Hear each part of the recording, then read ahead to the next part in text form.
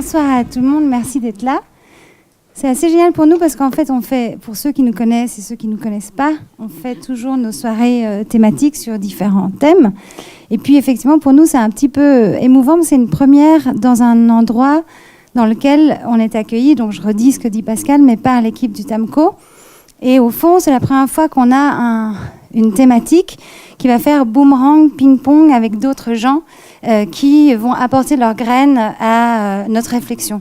Et donc vous êtes ici dans un espace, et c'est pas rien, qui a l'âme du TAMCO, et vous allez le voir, vous allez peut-être commencer à l'observer là, et quand on quittera la table ronde, vous allez pouvoir voir davantage de leur état d'esprit, de leur âme et de ce qu'ils sont. Et pour nous, c'était aussi une façon d'affirmer notre façon de travailler, qui est en fait, on peut clairement dire, assez organique, où on a une thématique et on a une méthodologie qu'on a commencé à développer. Et la collaboration qu'on a fait avec eux nous tenait très à cœur, puisqu'on voulait que ces sujets de société soient aussi embrassés par des gens qui appartiennent à la culture, puisqu'on a la conviction que certaines thématiques ont besoin d'avoir un apport de réflexion qui vient de domaines et secteurs tout à fait différents. Alors, j'ai écrit mon petit papier parce que l'ambition, c'est un thème hyper vaste. Et donc, même si ça fait depuis 1 année et demie qu'on bosse dessus, il y a des moments où je suis moi-même un peu noyée. Je me dis, attends, il faut que je retrouve le squelette de notre thématique. Alors, je peux commencer par la méthodologie. En fait, on a réuni il y a 1 année et demie un groupe de personnes que Pascal a cité. Et puis, on a commencé à travailler de manière très intuitive et spontanée sur comment l'ambition résonnait pour vous. Alors, on s'est rapidement rendu compte d'un certain nombre de choses qui étaient qu'au fond, l'ambition, on est largement habité par nos origines familiales, culturelles, sociales, et qu'en fait, cet héritage-là va avoir une incidence très importante sur notre façon de vouloir être ambitieux ou notre façon de ne pas vouloir être ambitieux.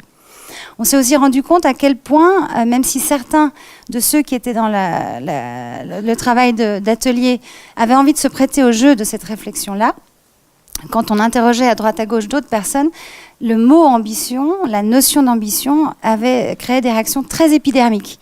Soit vraiment, c'est un mot qui m'horripile, et vraiment des réactions assez fortes. Ce qui nous a d'autant plus intrigués, puisqu'effectivement, ce n'est qu'un mot. Et pourquoi est-ce qu'il avait une telle charge? Donc, on a continué à enquêter là-dessus. Donc, on a voulu décortiquer cette notion, la déconstruire, avec de plus en plus l'envie de la reconstruire. Et c'est pour ça qu'on vous a proposé aussi, dans un deuxième temps, de faire une co-création autour de l'idée de quelles seraient les ambitions si on les faisait tomber par terre et on les réinventait. Alors, si on considère l'ambition comme la volonté de se réaliser professionnellement et socialement, comme je vous le disais, on s'aperçoit très, très vite, et ça a été drôle parce que c'était comme un clin d'œil à une de nos dernières soirées qu'on avait fait à peu près 1 année, qui s'appelait Me, Myself and Porn, qui était sur la pornographie. Et on s'était rendu compte à quel point l'énergie, alors là pour le coup sexuelle, était immédiatement... la société avait un très fort besoin de s'en emparer, de la guider, de l'orienter, qu'elle soit pornographique ou pas. Mais l'impact et l'incidence du regard de la société sur cette énergie du corps et cette énergie humaine était très importante. Et donc, après ce constat-là, on s'est aussi rendu compte que sur la notion d'ambition, si on peut considérer que la notion d'ambition est une sorte de façon de se projeter et de projeter son énergie vitale de construction et de création dans un avenir, dans un devenir, cette même énergie était elle aussi soumise à des énormes pressions de la société dans laquelle on évoluait.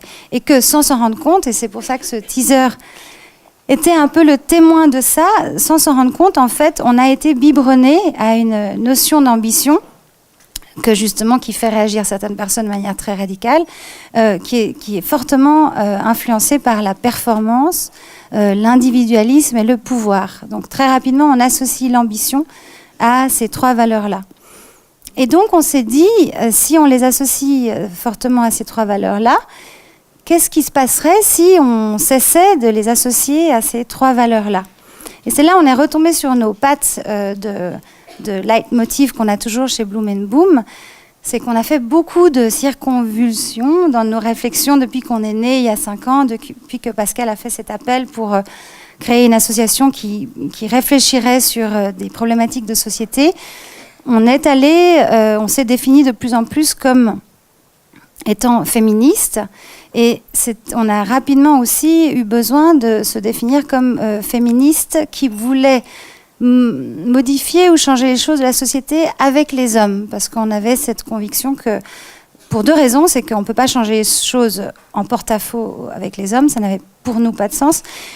Et pour l'autre bonne raison, c'est qu'on s'est rendu compte que lorsqu'on remettait les choses en question, beaucoup d'hommes nous disaient « mais nous, on a aussi envie de changer les choses », et donc au fond, on créait une sorte de sillon qui permettait aux hommes comme aux femmes de questionner certains acquis, certains carcans dans lesquels chacun, au fond, se retrouvait tributaire, victime, dépendant.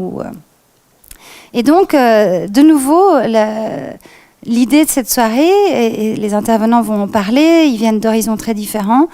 Certains vont justement plus parler des acquis liés à l'ambition, et d'autres vont plutôt nous projeter vers une société de demain. C'était vraiment l'idée de déconstruire un mécanisme pour en reconstruire un autre. Voilà. Donc ça nous était très cher. Et puis, dans cette idée de déconstruction d'un mécanisme, on avait Sonia qui s'était farci, entre guillemets, le rapport qui a été fait par une CEO de Facebook qui appartient à un collectif féministe américain, mais sur un modèle extrêmement de puissance et de l'idée qui associe justement l'ambition à la toute-puissance. Et ils avaient fait un rapport pour comprendre, parce qu'en fait, j'étais moi-même étonnée, aux États-Unis, les femmes continuent à plafonner, et aux États-Unis, il y a encore cette question, pourquoi est-ce que les femmes n'arrivent pas à ces postes de grands dirigeants et ne deviennent pas des grandes dirigeantes? Et ces femmes-là, de Lean In, avaient trouvé comme conclusion qui était un petit peu maigre, mais je pense parce qu'elles butent sur une réalité qu'elles n'arrivent pas à questionner. Elle disait, au fond, c'est parce que les femmes n'ont pas envie d'être soumises à ce stress auquel on est confronté dès lors qu'on arrive à des positions très élevées. Et ça fait depuis un moment que dans nos soirées, on se rend compte en fait qu'on questionne des modèles de fonctionnement, des mécanismes de société, et que souvent on met un peu, pas en porte-à-faux, mais en différence hommes et femmes, par rapport à la question de l'argent, par rapport à la question de la sexualité, par rapport à la question de l'ambition. Et puis, on se dit, mais pourquoi les femmes, voilà, c'est différent. Et en fait, je pense qu'il est assez évident que c'est simplement que, peut-être, on pourrait se poser la question, si les femmes n'ont pas envie d'arriver à ces postes-là, c'est qu'en fait, elles n'ont pas envie de ce type de projection. C'est-à-dire que l'idée du pouvoir, de la toute-puissance, n'a pas été construite et conçue par elles. C'est vrai que nous, on est fraîchement arrivés dans ce monde qui a été construit par des hommes. Et donc, dès lors qu'on ne l'a pas fabriqué, eh ben, on n'est pas forcément à l'aise de savoir comment l'incarner. Et donc, le jeu, qui est assez chouette, c'est de se dire, on peut continuer à inventer les choses, mais à incarner à notre façon, avec des valeurs dans lesquelles, encore une fois, je ne m'amuserai pas du tout à faire une séparation des gens. Beaucoup d'hommes sont aussi davantage confortables.